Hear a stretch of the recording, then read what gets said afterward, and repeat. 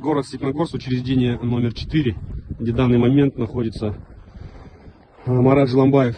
Вот. Правозащитники, члены оргкомитета партии приехали встретиться с руководством и узнать про ситуацию со здоровьем, как у Марата.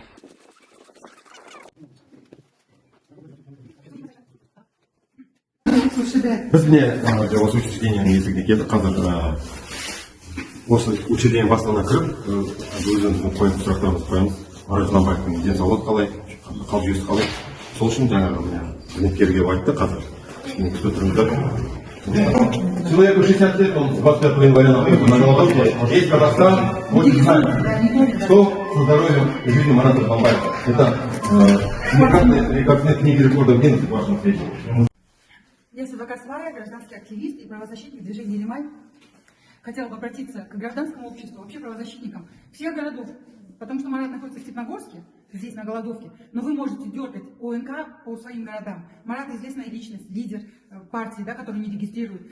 Надо искать все филиалы МППЧ, омбудсмена, найти в Астане Ластаева Артура, это уполномоченный по правам человека Республики Казахстан. Нам надо давление оказывать со всех сторон. Я вот всех обзвонила ОНК, по Акмолинской области. Пока что еще никто не приехал. А это уже 2 дня, ну, как я приехала и поставила их известность. Поэтому у меня большая просьба.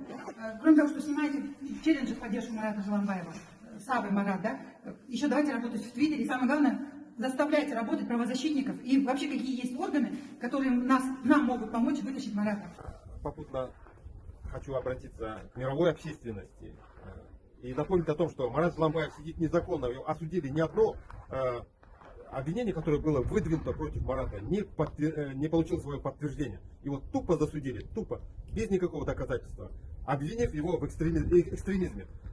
Представляете, гражданский активист, который сказал правду, экстремист. А вот Талибан, международная террористическая организация, которая во всем мире признана террористической организацией, у нас убрались из списка террористических организаций.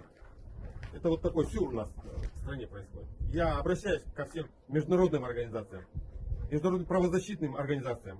Казахстан не исполняет требования резолюции, последней резолюции, где имя Марата Жламбаева указано черным по белому.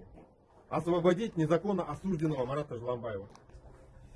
Я требую международной правозащиты помощи и огласки вот этого пьющего беспредела, который творится в Казахстане. В Казахстане нет никакого нового Казахстана, о котором Токаев вот уже 5 лет жует. Нету никакого.